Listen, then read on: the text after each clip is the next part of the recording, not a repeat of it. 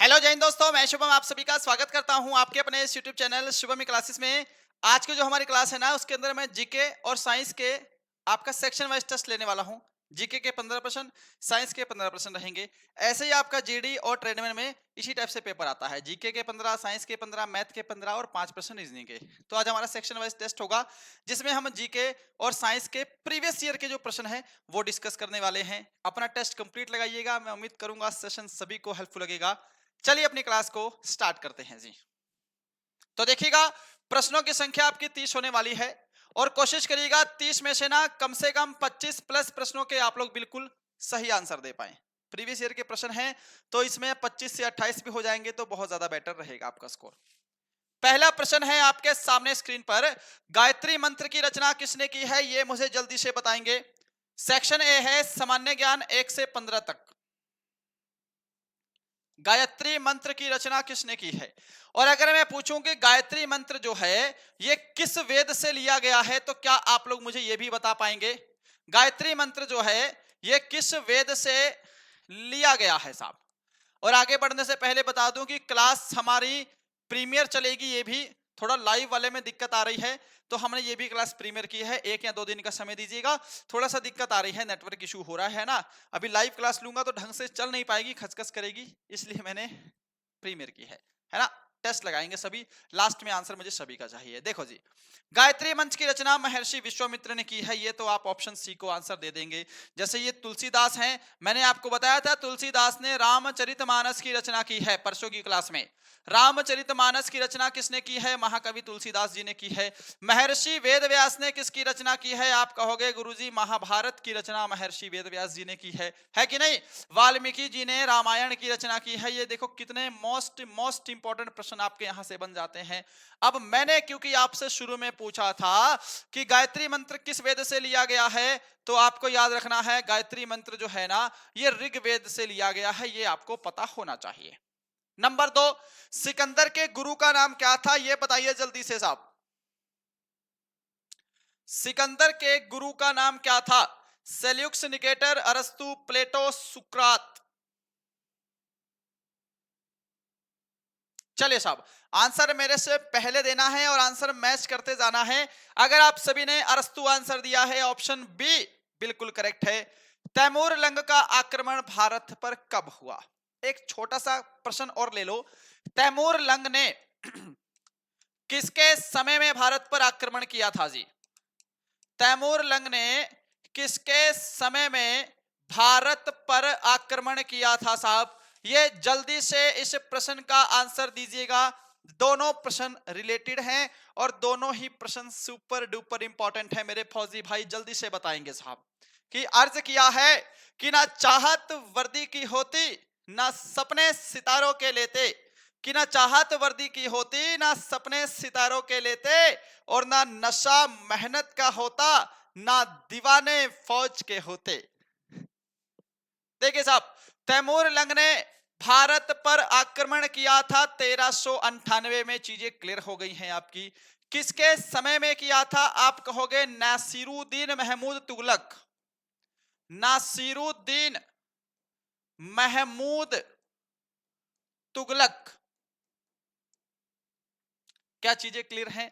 चलिए साहब, अगला प्रश्न आपके सामने है, किस मुगल शासक ने दास प्रथा का अंत किया था साहब? ये मुझे बताएंगे एक बार, किस मुगल शासक ने दास प्रथा का अंत किया था? जल्दी से बताएंगे जी। देखो जी, यहां पर ना मैं आपको 2-3 चीजें बताने वाला हूं, उसका आप लोग थोड़ा याद रखिएगा, है ना। क्या हो रहा है ये जैसे आपके एग्जाम में आ जाए दास प्रथा से पहले, मेरी बात समझिएगा, आपसे एग्जाम में आ जाए दास प्रथा का अंत, है ना। एक और आता है जी तीर्थ यात्रियों पर जो कर था, तीर्थ यात्रियों का जो कर समाप्त, है ना। जजिया कर समाप्त, जजिया कर समाप्त। इसके अलावा इबादत खाना, इबादत खाने की स्थापना। ये आज ही लिख लो, अपनी नोटबुक में ऐड कर लेना। दीन ए इलाही धर्म की स्थापना,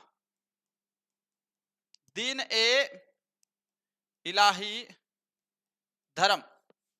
देखो साहब, ये सभी जो कार्य है ना, ये मुगल सम्राट अकबर के द्वारा करवाए गए हैं, ये आप लोग याद रखिएगा साहब। अगर आपसे इनमें से कुछ भी एग्जाम में पूछ ले जी, मुगल शासक ने दास प्रथा का अंत किया है तो अकबर ने किया है। अब यहां पर अपनी नोटबुक में लिखिएगा, देखो जी, दास प्रथा का अंत किया है 1562 में, तीर्थ यात्रियों पर कर समाप्त किया था 1563 में, जर्जिया कर समाप्त हुआ है 1564 में। ये तो कंटिन्यूस है। इसके अलावा इबादत खाने की स्थापना 1575 और दीन ए इलाही धर्म की स्थापना 1582 में की है। स्क्रीनशॉट ले लीजिएगा, सुपर डुपर इंपॉर्टेंट प्रश्न है। यहां पर एक साथ मैंने 5 प्रश्न आपके कवर किए हैं, याद रखिएगा जी। नंबर 5 है सामने, किस शहर को भारत की गार्डन सिटी के नाम से जाना जाता है? बताइए साहब, which city is known as the garden city of India? किसे भारत की गार्डन सिटी के नाम से जानते हैं? क्या आंसर देंगे आप लोग? हाँ जी, जैसे मुंबई है, मुंबई को भारत का प्रवेश द्वार कहते हैं, भारत का हॉलीवुड कहते हैं, भारत की आर्थिक राजधानी कहते हैं, है ना। ऐसे ही शहर जो आपका बेंगलुरु है, उसको भारत की गार्डन सिटी के नाम से जाना जाता है, भारत की इलेक्ट्रॉनिक नगरी के नाम से जाना जाता है, भारत की सिलिकॉन वैली के नाम से भी जाना जाता है। नंबर 6 है, पृथ्वी आकार में डैश सबसे बड़ा ग्रह है? अभी क्योंकि हम आपकी भर्ती अभी नई नई आई है, तो हम सोच रहे हैं कि थोड़ा सा प्रीवियस ईयर पे हाथ लगा लिया जाए, प्रीवियस ईयर एक बार अच्छे से कवर हो जाए, फिर हम लोग थोड़े से नए प्रश्नों की तरफ भी चलेंगे, है ना। अभी जीके के बाद आपके साइंस के भी प्रश्न है। देखिए जी, पृथ्वी आकार में सबसे बड़ा ग्रह कौन सा है साहब? मैं आपको यहां से जो चीजें बताऊंगा याद रखिएगा। देखो जी, सबसे पहले आता है बुध, शुक्र, फिर पृथ्वी, फिर मंगल, ठीक है। ये सूर्य से दूरी के अनुसार है, और आकार के अनुसार सबसे बड़ा ग्रह कौन सा है? बृहस्पति है। दूसरे नंबर पे कौन सा है? शनि है। ये पहले दो तो आपको पता होने ही चाहिए, है ना। और पृथ्वी जो है ना, आकार में 5वां सबसे बड़ा ग्रह है, ठीक है साहब। सूर्य से दूरी के अनुसार कौन से नंबर पे आती है? पृथ्वी तीसरे नंबर पे आती है ना। बुध शुक्र पृथ्वी, दूरी सूर्य से दूरी के अनुसार तीसरा, और आकार में पृथ्वी 5वां सबसे बड़ा ग्रह है साहब। 7वां है, विश्व का सबसे ऊंचा ज्वालामुखी पर्वत कौन सा है? लो भाई, स्टैटिक जीके और मोस्ट इंपॉर्टेंट, ओजस डेल का याद रखना जी। सबसे बड़ा सक्रिय ज्वालामुखी, विश्व का सबसे बड़ा अगर बोल दे सक्रिय ज्वालामुखी कौन सा है, तो ओजस डेल है। क्लियर हो गई हैं चीजें। विश्व का सबसे ऊंचाई पर स्थित ज्वालामुखी कोटोपैक्सी है साहब। ये कोटोपैक्सी है कहां पर? आप कहोगे गुरुजी ये कोटोपैक्सी जो है ना, ये इक्वाडोर में है। कहां है? इक्वाडोर में है। जैसे ये माउंट एकांकागुआ जो है, आप कहोगे जी ये दक्षिण अमेरिका में है। दक्षिण अमेरिका के एडिज पर्वतमाला में है साहब। चीजें क्लियर हैं आपकी? चलिए जी, आगे बढ़ते हैं। क्वेश्चन नंबर आपके सामने है, मेडागास्कर द्वीप अवस्थित है नंबर 8, आर्कटिक महासागर, प्रशांत महासागर, अटलांटिक महासागर या फिर हिंद महासागर? बताइए साहब, मेडागास्कर द्वीप कहां स्थित है? क्या आंसर देंगे इसका? बढ़िया प्रश्न, इंपॉर्टेंट प्रश्न, एक्सपेक्टेड प्रश्न है, बताएंगे जी। मेडागास्कर द्वीप कहां है? चलें सॉल्यूशन पर, ध्यान रखिएगा। मेडागास्कर द्वीप जो है ये आपके हिंद महासागर में है। आपको ऑप्शन डी आंसर देना है साहब। इसके अलावा ना मैं आपको 3-4 प्रश्न और बता रहा हूं, कोशिश करिएगा आपकी अगर नोटबुक में नोट हो सके तो नोट कर लीजिएगा, है ना। देखो साहब, अगर आपके एग्जाम में आ जाए जी, सुमात्रा द्वीप कहां पर है? सुमात्रा द्वीप कहां पर है? आपसे पूछ ले जी, जावा द्वीप कहां पर है? सुमात्रा द्वीप, जावा द्वीप, बोर्निया द्वीप, ठीक है साहब। अगर इन तीनों में से किसी की भी बात पूछ लेना, आप सभी को याद रखना है ये इंडोनेशिया के द्वीप हैं साहब। इंडोनेशिया के द्वीप हैं ये, आप लोग याद रखिएगा। ये तीनों भी मोस्ट इंपॉर्टेंट हैं जी। नंबर 9 है, श्रीलंका की मुद्रा का नाम क्या है? अब इसको तो बड़ा करने की भी आवश्यकता नहीं है, आप लोग ऐसे ही इसका आंसर दे पाएंगे। What is the name of the currency of Sri Lanka? अगर आप सभी ने रुपया आंसर दिया है बहुत बढ़िया दिया है। शहर कोलकाता किस नदी के किनारे स्थित है? ये वो प्रश्न है जो आपके आर्मी में पिछली परीक्षाओं में बहुत बार पूछे गए हैं। जब अग्निवीर नहीं हुआ करता था तब के भी प्रश्न है, अग्निवीर हो गया है उसके बाद भी जो प्रश्न है मैंने यहाँ पर ऐड किए हैं साहब। बताइए जी, शहर कोलकाता किस नदी के किनारे बसा है? हाँ जी, ये दामोदर नदी जो है इसको तो बंगाल का शोक कहते हैं। प्रश्न आता है ना कि बंगाल का शोक किसे कहा जाता है? आप कहोगे सर जी दामोदर नदी को। कोसी नदी को क्या बोलते हैं? बिहार का शोक। क्या बोलते हैं? सोरो ऑफ बिहार, है ना, ऐसा कुछ। कोलकाता शहर हुगली नदी के किनारे बसा है, ये भी आप लोग याद रखिएगा, ये भी मोस्ट इंपॉर्टेंट है ना। अगले प्रश्न पे बढ़ते हैं। अगला प्रश्न स्क्रीन पर देखिए जी। केंद्रीय खनन एवं ईंधन अनुसंधान संस्थान डैश में स्थित है। अब आगे बढ़ने से पहले एक चीज बता दूं, ये चारों ऑप्शन गलत हैं। लो भाई, बिना ऑप्शन के ये प्रश्न है। अब देखते हैं क्या आप लोग इसका सही आंसर दे पाते हैं। फिर से बता दूं, क्लास लाइव नहीं है, क्लास प्रीमियर है। कल छोड़ के परसों, कल तक शायद हमारा ये लाइव वाला जो सिस्टम है वो सही हो जाएगा, तो परसों से हमारी जो क्लास है वो लाइव शुरू हो जाएगी, है ना। ये प्रीमियर है क्लास, परंतु ये जो क्लास है ये मोस्ट इंपॉर्टेंट है भाई। प्रश्न तो यही हम लाइव में भी कराएंगे, यही प्रीमियर में भी कराएंगे, एक ही बात है। चलें, केंद्रीय खनन और ईंधन अनुसंधान संस्थान कहां पर है? आप लोग को याद रखना है, ये धनबाद में है जी। कहां है? धनबाद है। नंबर 12 है साइलेंट वैली नेशनल पार्क कहां स्थित है? ये बता दीजिए, आपकी मजा आ जाए भाई। Silent valley national park, Eravikulam national park, Eravikulam national park, याद रखिएगा साहब। इसके अलावा एक और है साहब, Periyar national park, Periyar national park, clear है चीजें। अष्टमुड़ी नेशनल पार्क, अष्टमुड़ी झील भी है, अष्टमुड़ी नेशनल पार्क। कोई भी इनमें से प्रश्न आपको देखने को मिले, केरल आंसर दे दीजिएगा। साइलेंट वैली ऑफ इंडिया भी केरल में है, साइलेंट वैली नेशनल पार्क भी केरल में है। ये चीजें वैसे भी याद रखने वाली है ना। आगे बढ़ेंगे। भारत में आर्य समाज की स्थापना कब की गई? इसका आंसर एक बार दे दो। When was Arya Samaj established in India? Bharat में आर्य समाज की स्थापना कब की गई? मुंबई में हुई थी, ये भी याद रखिएगा जी। आर्य समाज की स्थापना, देखो पहली चीज याद रखो, 1897 में किसकी स्थापना हुई थी? रामकृष्ण मिशन की स्थापना हुई थी साहब, है ना।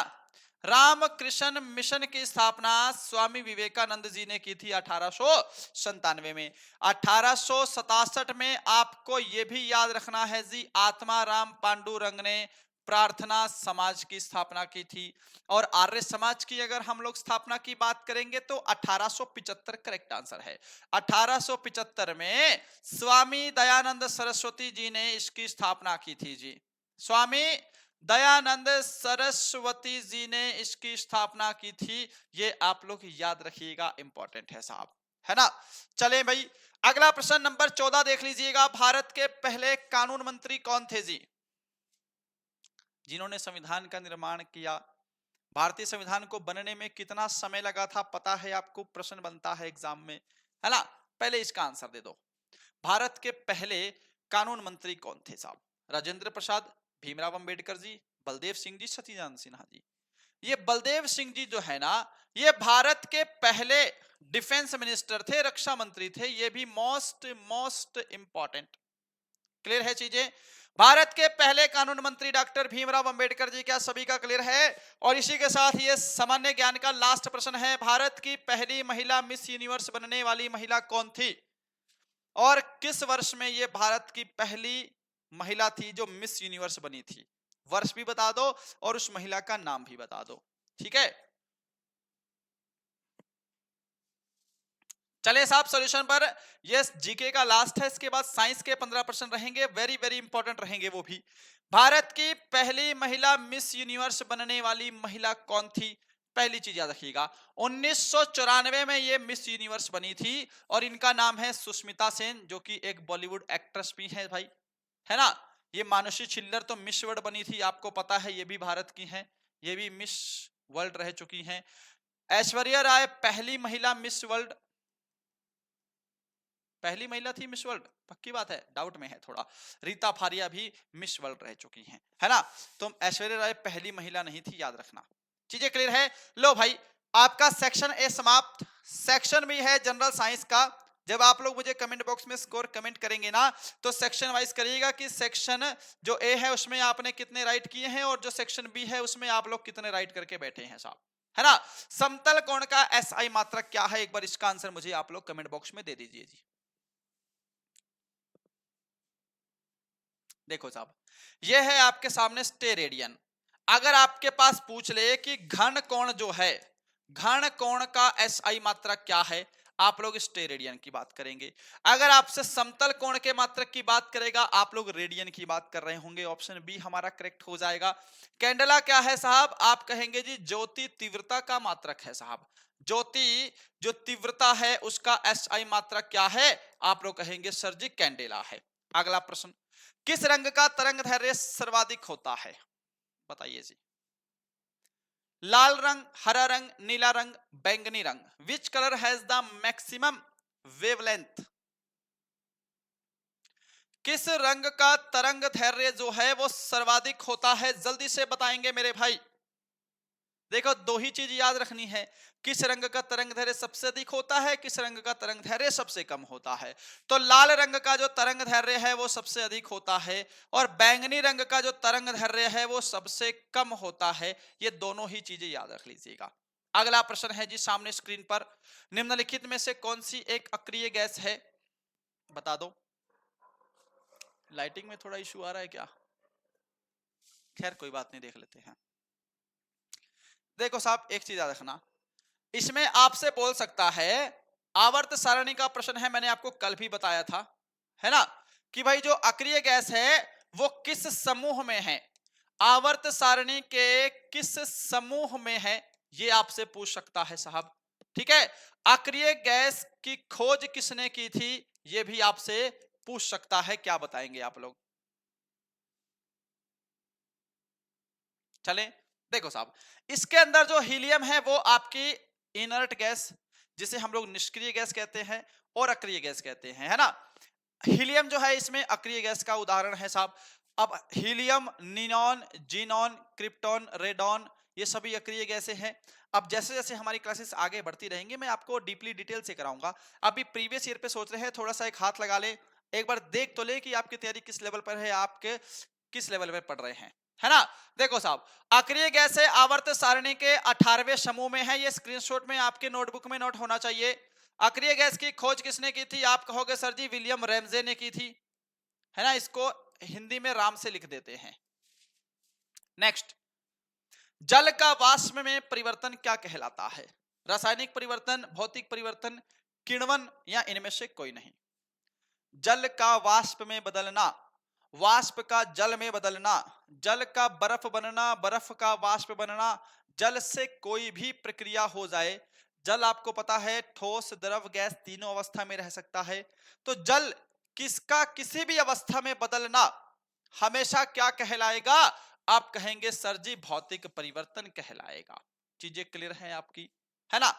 जल का वाष्प में बदलना वाष्पीकरण भी कहलाता है, इसको हम लोग इवेपोराइजेशन भी कहते हैं, वाष्पीकरण भी कहलाता है, ये भी याद रख लीजिएगा साहब। ठीक है, चलिए जी अगला प्रश्न, दूध से क्रीम को डैश की प्रक्रिया द्वारा अलग किया जा सकता है, वाष्पीकरण, उधर्वपातन, आसवन, या अपकेंद्रीकरण। वाष्पीकरण तो अभी मैंने बताया है, जल से वाष्प बनना वाष्पीकरण होता है जी। ये उधर्वपातन मोस्ट इंपॉर्टेंट है मेरे भाई, याद रख लेना, आपकी नोटबुक में नोट भी होना चाहिए। उधर्वपातन क्या होता है, आप कहोगे सर जी ठोस से सीधा गैस बनना, कोई भी पदार्थ ठोस से सीधा गैस बन जाए उधर्वपातन कहलाता है। जैसे कि कपूर, जैसे कि आयोडीन, ये क्या है साहब, आप कहोगे जी उधर्वपातन के एग्जाम्पल हैं, इसे सब्लिमेशन कहते हैं। क्लियर है चीजें।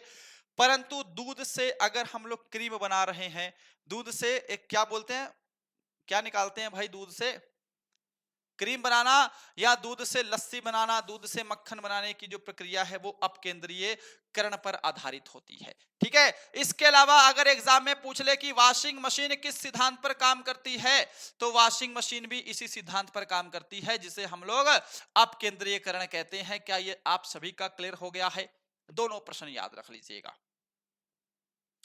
चलिए साहब, अगला बढ़ते हैं नंबर 20 की तरफ। आपके सामने है स्क्रीन पर, इनमें से किस धातु को सफेद सोना कहा जाता है? लो, इसका आंसर एक बार जल्दी से मेरे सभी भाई दे देंगे। इनमें से किस धातु को सफेद सोना कहते हैं जी? पारा, प्लेटिनम, एल्यूमिनियम या फिर पेट्रोलियम? जितने भी प्रश्न डाले हैं सभी एक्सपेक्टेड हैं, सभी इंपॉर्टेंट है साहब। देखो, पारे को हम लोग क्या बोलते हैं जी? क्विक सिल्वर बोलते हैं, तीव्र चांदी, है ना। इसको हम लोग क्विक सिल्वर कहते हैं, ये आप लोग याद रखिएगा। प्लेटिनम को सफेद सोना के नाम से जानते हैं, ऑप्शन बी। क्या सभी मेरे फौजी भाई ने आंसर दिया है? आगे बढ़ेंगे। पेट्रोलियम को हम लोग बोलते हैं जी काला सोना, ठीक है साहब, या फिर द्रव सोना, लिक्विड गोल्ड या फिर ब्लैक गोल्ड। अगला प्रश्न है 21। शुष्क वायु की अपेक्षा नमी युक्त वायु में ध्वनि की चाल अधिक होती है, कम होती है, समान रहती है, या इनमें से कोई नहीं? देखो साहब, ध्वनि को गति करने के लिए किसी न किसी माध्यम की आवश्यकता होती है ना। ध्वनि निर्वात में गति नहीं कर सकती। प्रश्न ये भी बनता है कि ध्वनि किस में गति नहीं करती? निर्वात, वैक्यूम में ध्वनि बिल्कुल भी गति नहीं कर सकती, क्योंकि उसमें कोई भी माध्यम अवस्थित नहीं होता है।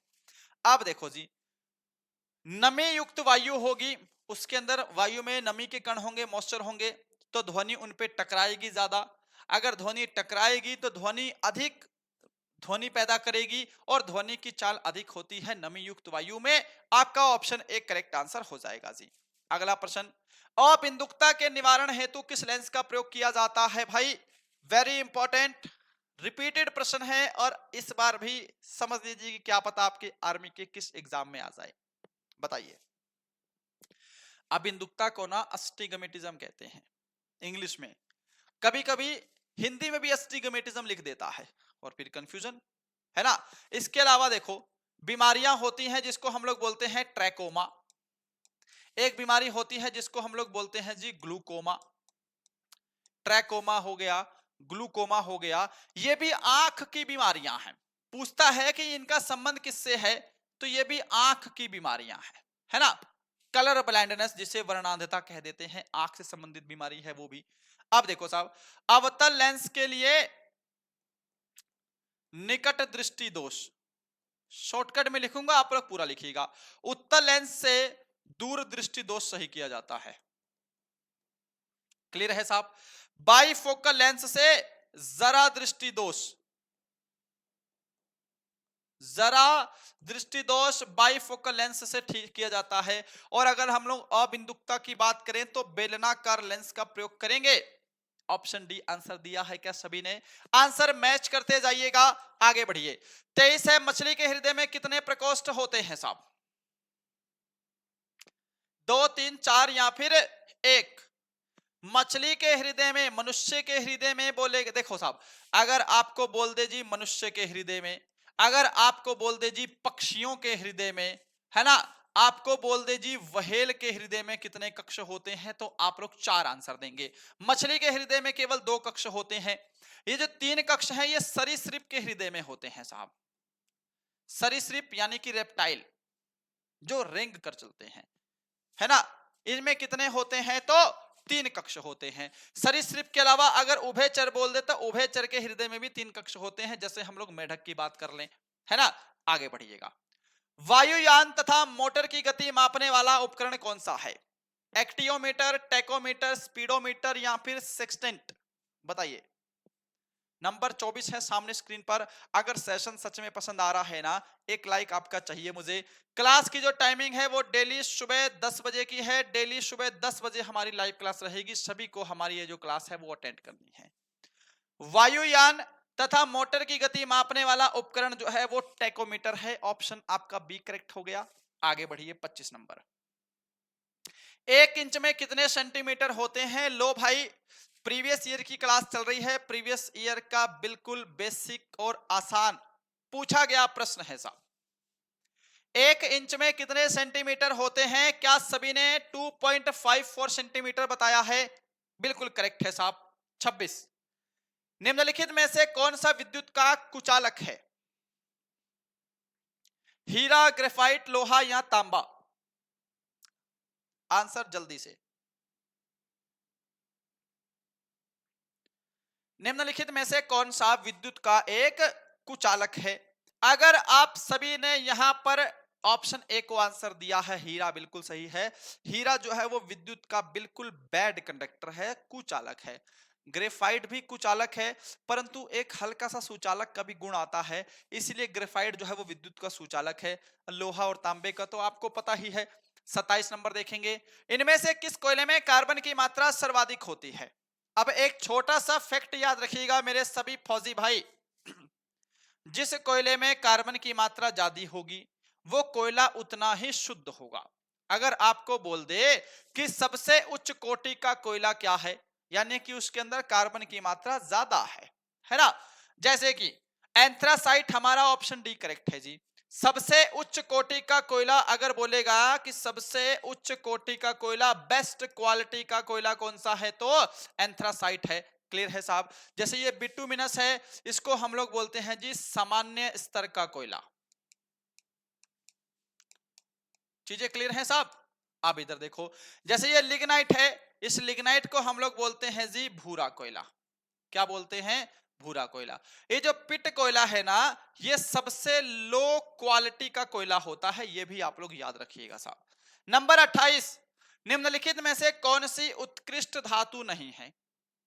उत्कृष्ट धातु, इसको कुलीन धातु भी कहते हैं, ये आप लोग मत भूलिएगा। अगर एग्जाम में कुलीन धातु आ जाए तो कंफ्यूजन नहीं। नोबल मेटल, सोना, चांदी, प्लेटिनम या एल्यूमिनियम, इनमें से कौन सी कुलीन, उत्कृष्ट या नोबेल मेटल नहीं है? देखिए 3 याद रखिएगा, सोना, चांदी, प्लेटिनम, हमेशा यही एग्जाम में देखने को मिलेगा। यहां पर जो एल्यूमिनियम है ये उत्कृष्ट धातु नहीं है साहब। आज का सेकंड लास्ट है, किसे झूठा सोना कहा जाता है, ये बता दीजिए।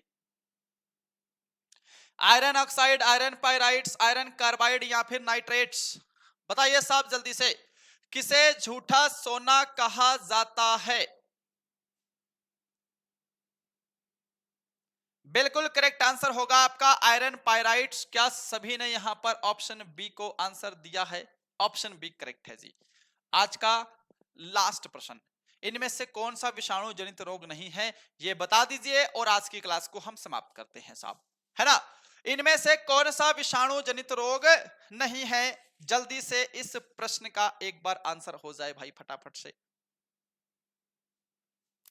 आंसर मैच करिएगा सभी भाई ध्यान से। इसमें खसरा, पोलियो, रेबीज ये विषाणु जनित रोग हैं। परंतु अगर मैं क्षय रोग की बात करूं, जिसे हम लोग ट्यूबरक्लोसिस कहते हैं, क्षय रोग, इसको हम लोग टीबी भी कह देते हैं साहब, इसको हम लोग ना यक्षमा रोग भी कह देते हैं। अगर एग्जाम में यक्षमा रोग आ जाए, ये क्या है? जीवाणु के द्वारा होने वाला रोग है, माइक्रोबैक्टीरियम ट्यूबरक्लोसिस इसके बैक्टीरिया का नाम है साहब। चीजें क्लियर हैं? तो भाई ये थे आपके 30 प्रश्न। कमेंट बॉक्स में बताइएगा आपको आज का सेशन कैसा लगा है, हमारा पढ़ाया हुआ कैसा लगता है। इन 30 प्रश्नों में से आपने कितने प्रश्न बिल्कुल सही आंसर दिए हैं, है ना। उम्मीद करूंगा सेशन पसंद आया होगा। आपने लाइक, शेयर, सब्सक्राइब नहीं किया है तो जल्दी से करिएगा। अपन मिलते हैं कल किसी और अच्छे सेशन के साथ। आप सभी को जय हिंद, जय Bharat. Thank you so much.